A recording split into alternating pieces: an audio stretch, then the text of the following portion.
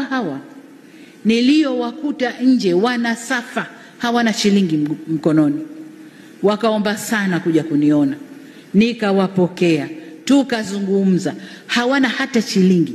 Nikatoa kiposho changu nilichogaiwa cha safari, nikawapa waendelee na maisha wakiwa nje. Ni hawa hawa walionambia sawa tutarudi lakini tuna kesi.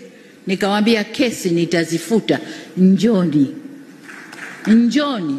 tukae tuzungumze, tujenge nchi.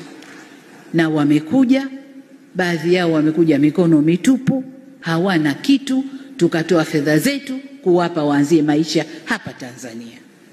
Sasa nataka mumpe cheo mtu wa aina hiyo, alionyoshewa mkono wote huo wa rehema na mkono wa upatanishi. Yeye kaja, yule aliyemnyoshea ndo wa kwanza kumkashifu, kumtukana na kugeuza mambo, kuichafua nchi. Huyo mtu anaitwaje? Hii